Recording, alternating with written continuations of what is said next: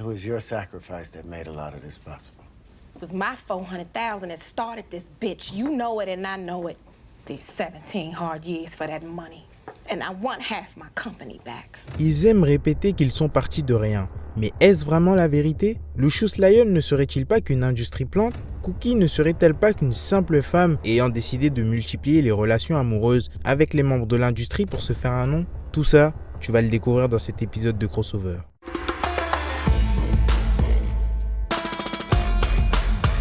Le père de Cookie l'avait prévenu.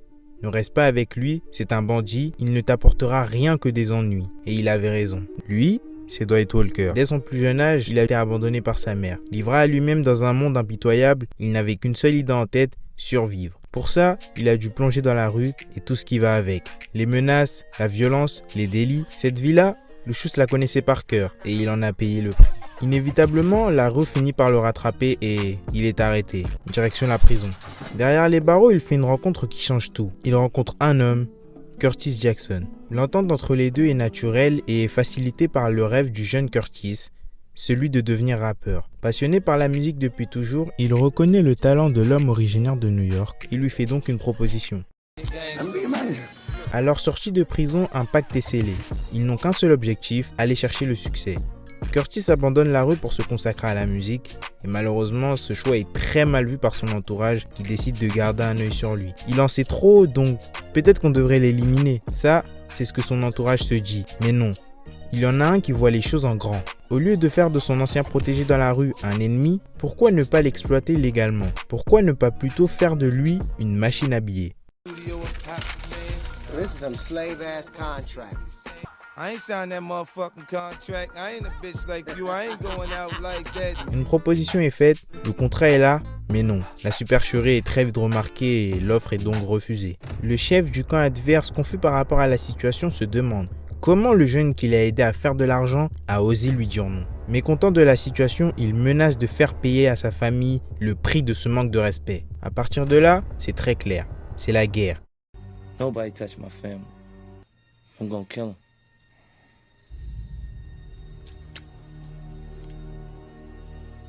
Nah, not that way. I'm humiliated.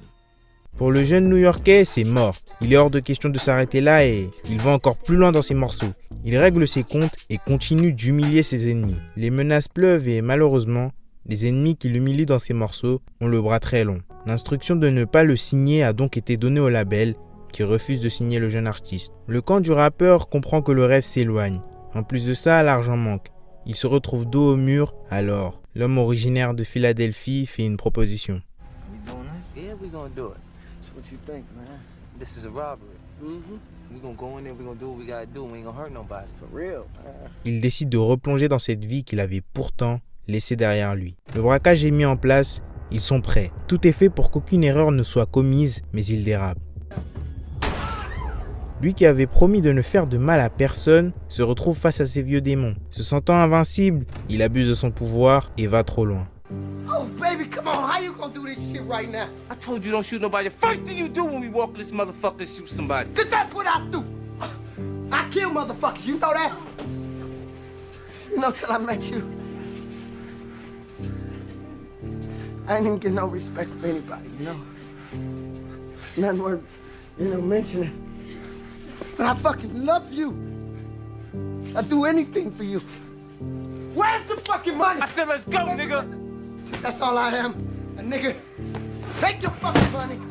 Une violente dispute éclate entre les deux hommes. Curtis ne se voit pas continuer sa vie avec des personnes n'étant pas capables de contrôler leurs émotions. C'est donc de cette façon que cette amitié prend fin et que leurs chemins se séparent.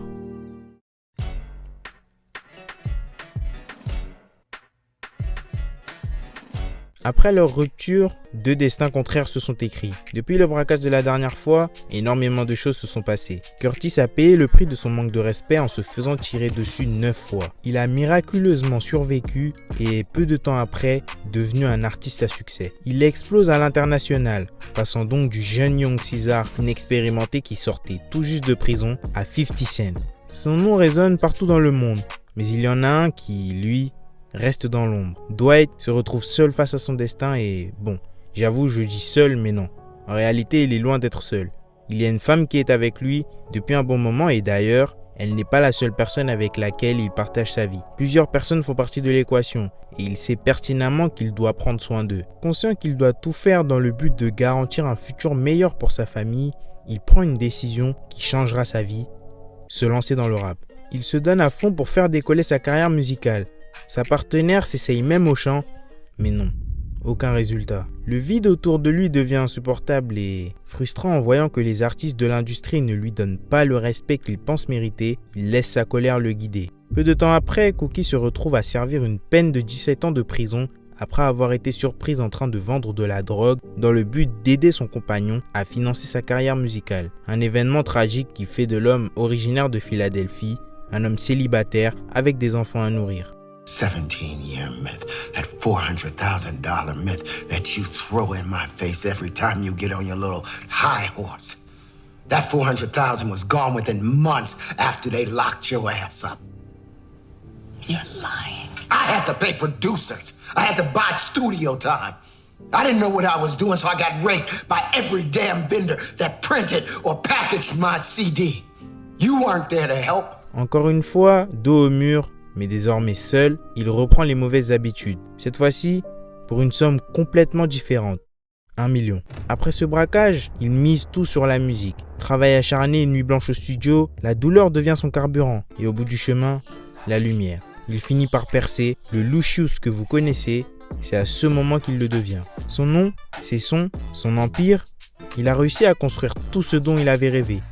Il l'a fait. Alors oui, on aurait pu se dire qu'il aurait pu profiter de ses connexions dans l'industrie pour percer, qu'il aurait pu se réconcilier avec certaines personnes pour promouvoir sa carrière.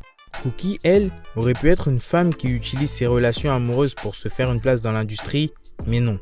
L'histoire qu'ils vous ont racontée est bien vraie. Leur histoire est différente, pleine d'erreurs et de choix qu'on pourrait remettre en question, mais ce qui est sûr, c'est que cette histoire est à la fois authentique et inspirante.